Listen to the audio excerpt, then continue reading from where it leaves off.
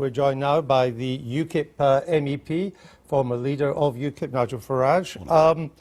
Article 50 has been triggered. We're leaving the EU, the single market and the customs union. What's there for you to complain about? The deal. You know, all of that's going to happen, and hopefully we're going to get the trigger this week, and that's good news.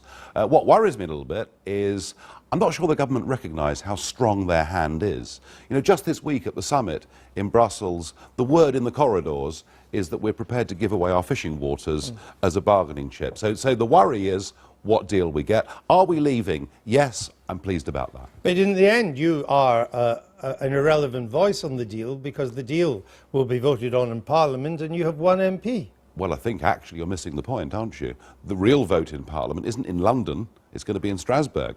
And this is perhaps the biggest obstacle that the British government faces, is not what happens in the Commons, it's that ultimately, at the end of the 2 years, the European Parliament could veto the deal. Now, what that means is I think we need to adopt a different approach to this.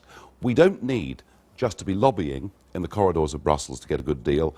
We need, as a country, to be out there talking to the German car workers, talking to the Belgian chocolate makers, putting as much pressure as we can on politicians from across the whole of Europe to come to a sensible arrangement. After all, it's in their interests even more than ours. In what way is the vision of Brexit set out by David Davis this morning and in other times any different from your own?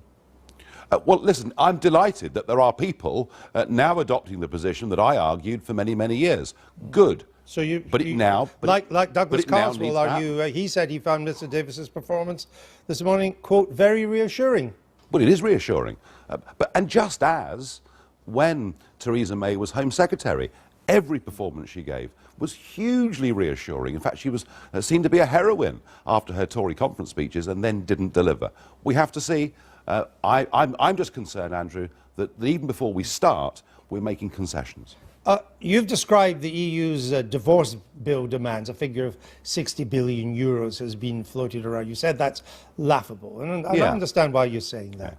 But do you maintain that we won't have to pay a penny to leave the EU? Just think about this. It's 9 months since we voted Brexit, and assuming we trigger Article 50 this week and it goes on for 2 years, net, we'll have paid 30 billion in since the British people had a vote and said we should leave. But we're still members. We are still members, but honestly, I don't think there's any appetite in this country for us to pay a massive divorce bill. I understand there's no... And there are also assets here my too, question was not a penny?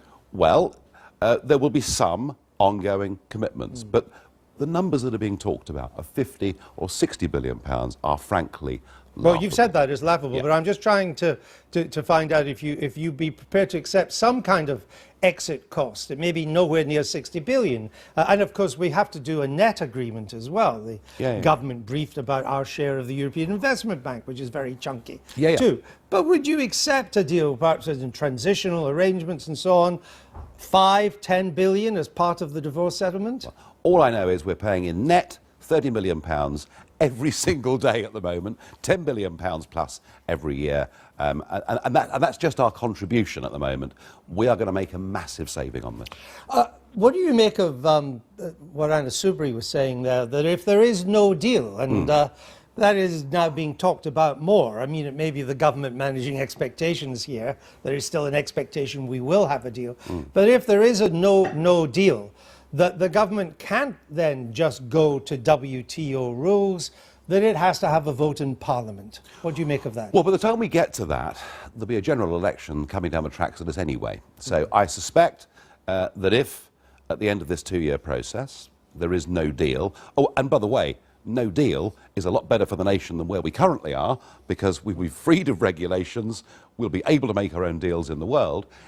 I think then what would happen, and if Parliament effectively was to say it did not back the end of the Brexit negotiation, a general election would happen pretty quickly. Let me come on to another subject, and then I'm going to go back to Anna Soubry, but I want to get this to you first. According to reports this morning, one of your most senior aides has passed a dossier to police claiming the Tories committed electoral fraud in Thanet South, the seat you contested in the general election. What evidence do you have?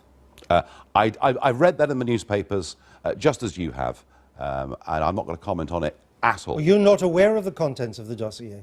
I don't know anything about the dossier. Even though he was I your do know. election strategist? Well, yes, he was. In Thanet South. And I am actually quite dubious as to whether this dossier exists at all. I think perhaps the newspapers have got this wrong. Were there concerns about the downloading of data that took place from that constituency?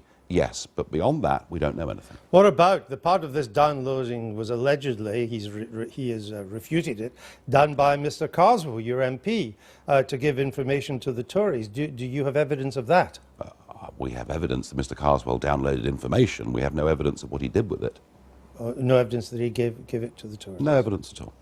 If, and of course it's not just your aide who has been making allegations against the Conservatives in Thanet South and in other seats as well. Yeah. If the evidence was to be substantial, and if it was to result in a by-election being called, that the election in Thanet South had to be fought again, would you be the UKIP candidate? Well, I probably would. You probably would? Yeah. Just probably? Just probably. It would be your 8th attempt. Well, do you know what? Winning seats in Parliament under a first-past-the-post system is not the only way to change politics in Britain. I would like to think I've proved that. Very well.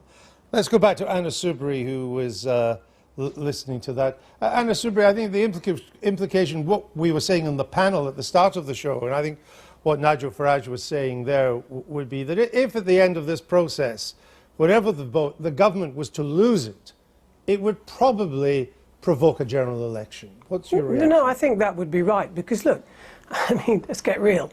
I mean, the government is not going to come to Parliament with anything other than something that it believes is a good deal. So if Parliament rejected it, which I think would be extremely unlikely, then obviously it would be a de facto a vote of no confidence, and it would be therefore within the terms of the Fixed Parliaments Act, and that would be it.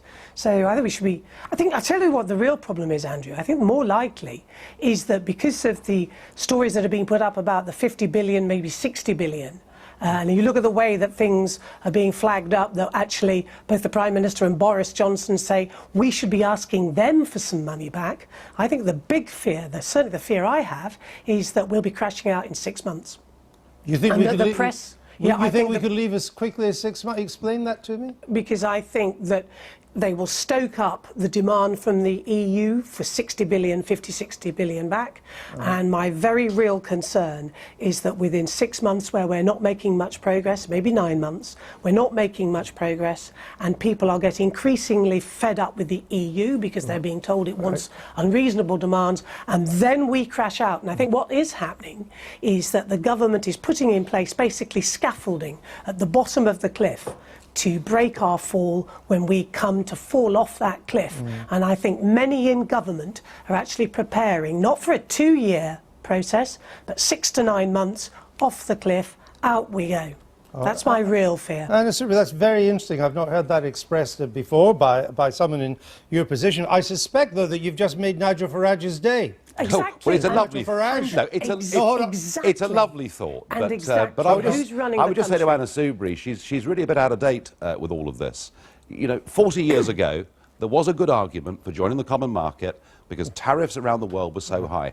All of that has fundamentally changed with the World Trade Organization, and we're leaving the European Union, Anna, and we're rejoining a great big world out there. It's terribly exciting. But what we're not going to do this morning is refight the referendum. Well, she was. No, she was giving an interesting really perspective on what could happen in 6 and 9 months rather than 2 years. But Exactly. we'll leave it There's there. no Anna cliff. Soubry, Nigel Farage, I thank you both.